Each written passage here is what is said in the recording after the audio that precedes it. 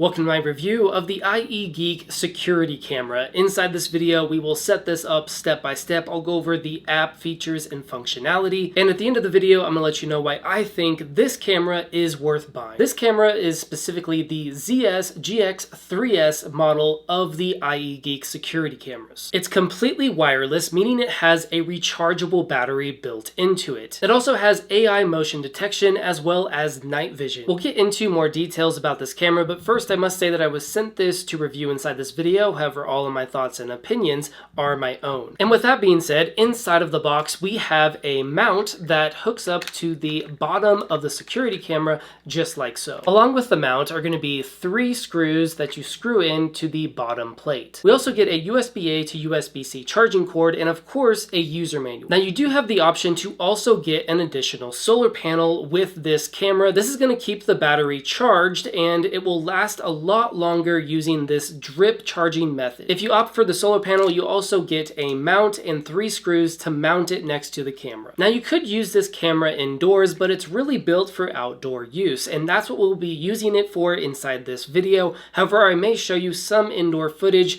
just so you can see how it acts in pitch dark. Before we use this camera, we have to install the ieGeek app. The first thing you're gonna have to do after downloading the app is create an account. After you do that, you can add the device to the app. It works by scanning a code on the back of the camera. Once you scan that code, your camera will be added to your devices. The next steps for setting up the app were pretty simple. All I had to do was press down and hold on the power button, then reset the camera, connect it to a network, and within about 2 minutes we were all set up and ready to go with the live feed working. Once everything is set up, you'll notice that this is what the live stream looks like. The app itself has quite a lot of functionality. Here is the look of the home screen. If you want to, you can click in here to go to the live video feed. And right now the camera is just sitting right there on my desk, so you're getting that viewpoint of me filming. Below the live feed, we actually get quite a few different options to get the best performance out of the camera, starting with the ability to change from SD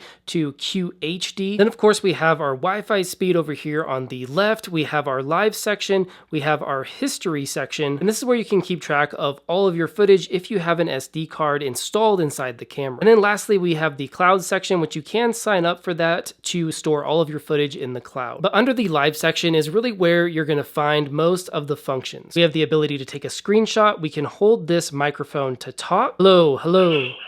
And you should have been able to hear that reverb inside the footage. Next, we can record a live video just by hitting this button. It will start to record whatever the live feed is catching. And at the bottom here, we can decide to turn on and off motion detection. If you have motion detection turned on, it will notify you every single time it picks up motion within the frame. Of course, we can always click on motion detection and go through all the different settings where we could set the sensitivity. Then we could always set the humanoid detection for day or night and change that sensitivity. We could also turn on a power saving mode, performance mode, custom mode, or we can even turn on a humanoid alarm area or an audio warning and strobe light. Next, we have a light that we can turn on and off. So there's the light on, and if I click that again, then it will turn the light off. And then we can always play this siren.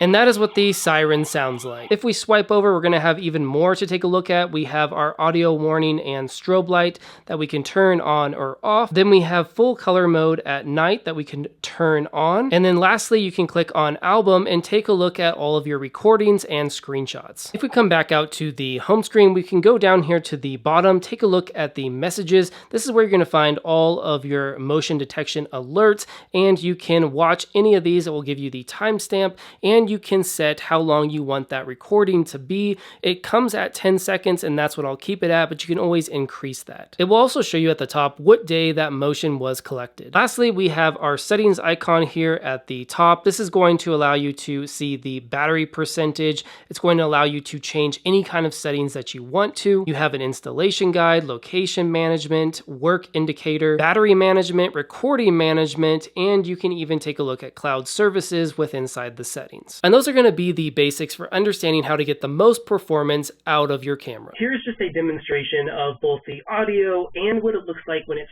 filming in complete darkness in the black and white mode. And this is in the same amount of light with the full color night mode on, and it's using a light to pick up that color. Now obviously the audio quality is not going to be as good as the camera on my microphone, but it is going to allow you to hear the words that are said in the footage and the sounds that it picks up through the microphone. I thought that both the black and white mode and the full color night vision mode did a great job of picking up details in the scene. I personally prefer that full color night vision, but you are going to have a light on, and that light is pretty bright if you want to experience that full color. Overall, the app is intuitive and there's quite a lot of functionality built into this camera to allow you to really set it up to get the perfect image quality for wherever you are placing this camera. In my case, I'm setting this camera up in my backyard. I decided to mount it onto one of the posts on my deck. It was very simple to get those screws to go through the wood, and overall it was a really good location because I was able to capture the entirety of my backyard. You can always turn down the sensitivity for the motion detection if you have leaves or cars driving by in the area that you're recording. However, in my case, the standard settings seem to do a pretty good job. You also notice that the footage is quite detailed if you have it set to that HD setting, which I definitely would recommend, especially if you're going to have a larger SD card installed on the camera. The motion detection alerts are really good. You can set the badges to show up on your screen within any of your apps, so you can always be notified whenever your camera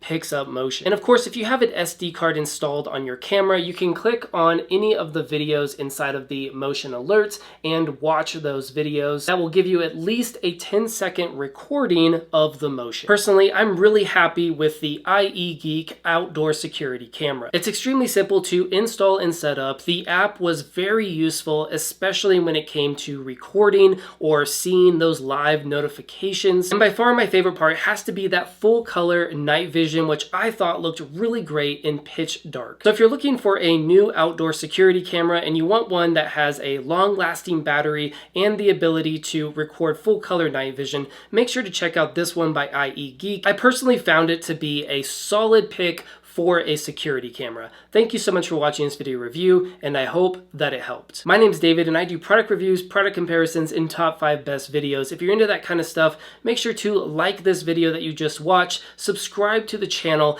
and I will see you guys when I release my next video.